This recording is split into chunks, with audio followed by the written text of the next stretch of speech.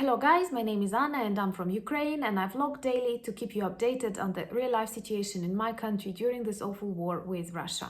If you're new to the channel and you like this video, please subscribe because I believe the world needs to know more about Ukraine. I'm really grateful for your attention and your support. And today I want to discuss with you one TV program that I watched yesterday.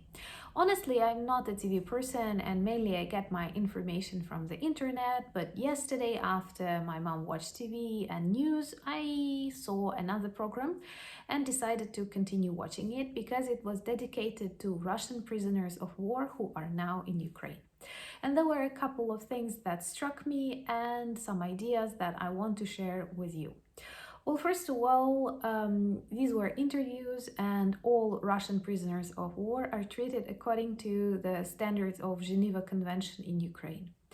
Honestly, before the start of this war, I did not know much about the rules according to which wars can be conducted. For me, any war was a crime. But now, living inside the country at war, I do realize that different armies, different soldiers act differently. And it is extremely important to remain humane and to follow the rules because we are people, we are living in a civilized world. What Russians do, they totally ignore international norms. They leave bodies of their own soldiers, they mine the bodies, they kill civilians, they attack schools, they shoot children, and it all goes against the rules of a, if it's possible to say so, civilized war. Of course, every war is a crime, but there are other crimes that are forbidden even during wartime. And what we see here in Ukraine, Russia is eager to break any rules.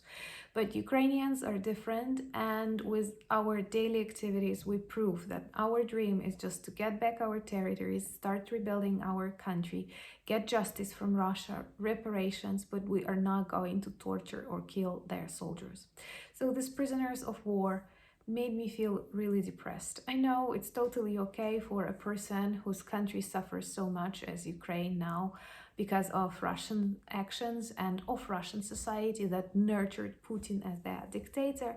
It's okay to hate them. But the very first emotion that I have is perhaps the feeling that I feel really sorry for that miserable society. And miserable is a good word to describe modern Russia. Well, first of all, if you look at these people, their faces, at their experiences that they share, you have an impression that they live 30, 50 years ago. I see this huge, I don't know, mood, IQ, lifestyle gap between us and them. They are still living in the times of the Cold War, in the times of the Second World War. That's why the propaganda that Russian media use, that various military organizations that try to mobilize Russians use, it all dates back to the times of the Cold War. And if you watch their interviews, even if you watch Russian TV, sometimes I have this feeling oh my God, it looks as if it was a time travel machine.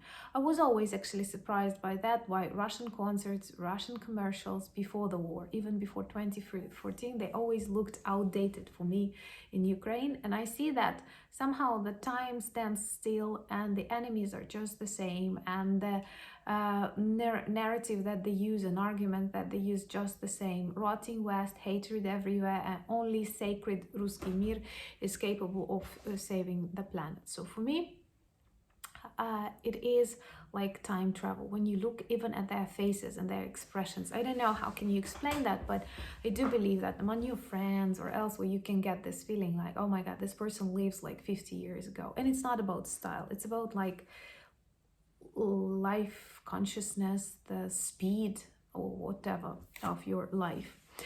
And that's why it's so easy to manipulate them by using this old style arguments. Also, the reasons why they join Russian army are really sad. When you ask people, especially there are lots of volunteers in the Ukrainian armed forces, why did they join army? You will receive lots and lots of beautiful answers. The main one will be to protect our land from invaders, to preserve Ukrainian independence and freedom. And these are true, honest values that a person can fight for or even kill for. If you look at, I don't know, a military somewhere in Europe or in the US, maybe, among the reasons that will be to protect some virtues, to, I don't know, get experience, to get the feeling of actions and other things. And many armies of the world, they act like educational institutions. They provide people with some experiences, with knowledge and with values.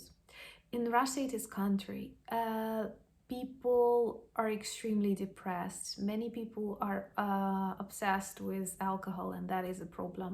They live in their depressive villages where the environment looks just the same as in Ukraine after Russian shellings. Look at their streets, look at the absence of electricity on their streets without Ukrainian bombings. So they are really depressed, and they join Russian armed forces because it's a possibility to earn money.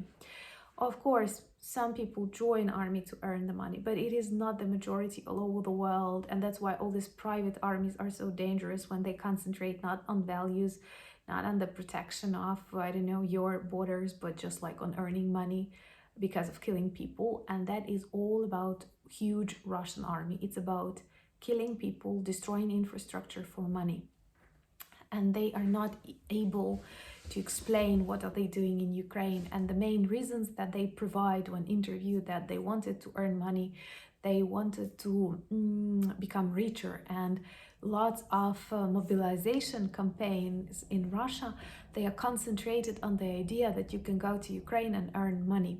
And people are so dumb that they don't even ask questions. Okay, if we are so cool, we are such a big country, such a rich and strong country, why are we going to Ukraine to loot and describe it as if we earn? So this proves what? That Russia is super poor, both mentally and materially, and second, that Ukraine is much richer, once again, spiritually and financially. And that's what they discover when they enter Ukrainian flats that they loot, and they see that the average middle-class Ukrainian lives a much better life than even perhaps a middle-class Russian. And this causes more aggression, this causes more hatred, and actually they get into their own personal hell. Why? Because the country Russia does not care about them anymore. And many of them are left, like are wounded, dead, or hiding somewhere in Ukrainian forests, as it was around Bucha and Irpin after they retreated. And they have no connection with their military leaders. They cannot speak to their political leaders. Why? Because they will be shot, executed. It's a common tradition, and many Chechen Kadyrov brigades were used to shoot and kill wounded Russians or those who want to escape. And this is a huge tragedy of a Russian citizen, honestly, when your country hates you so much. And then your family, look at these phone calls that we hear from time to time, their wives, their mothers, they mainly care about the lot that they can get after their beloved relative is killed. And I'm not saying everyone, but many people, and that is a huge contrast with the civilized countries. And so their state does not care about them. They are left here. And here they meet a strong country that protects itself, people who lived a better life before their invasion, and we want to come back to our life. And I am sure we will return back. Why? Because this lifestyle, this Ukrainian environment is a product of us. We don't need anyone. And they will return back to their swamp, to their depressive, alcoholic, and dirty swamp, because that's what they produce.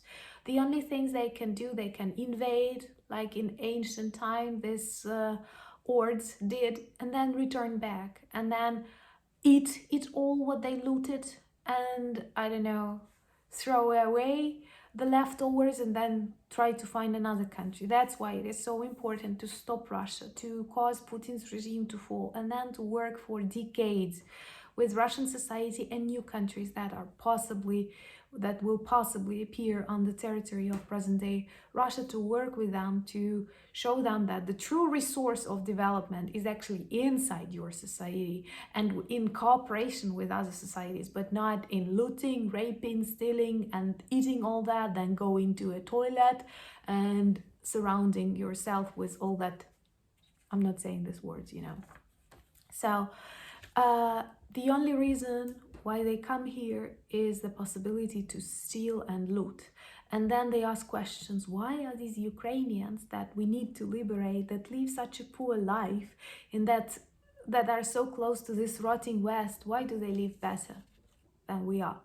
Why are we so hungry, cold, and angry? And this is a true tragedy of Russia. And I hope that in future various films and books will describe that. And somehow this misery is a part of their picture of the world. They are very depressive, and if you look deeper into their literature, if you look deeper into their songs, if you look deeper into their films, somehow they like feed from that misery, hatred, and they feel better when like they spoil life around themselves, and it feels like, haha, we've managed to achieve this Russian normality. But it won't work that way, because the world is strong, the world is dynamic, and the world without Russia is a better place. So these are my thoughts about these interviews of Russian prisoners of war, who now perhaps in Ukrainian prisons feel much better than they did in their homes and villages in a huge Russia.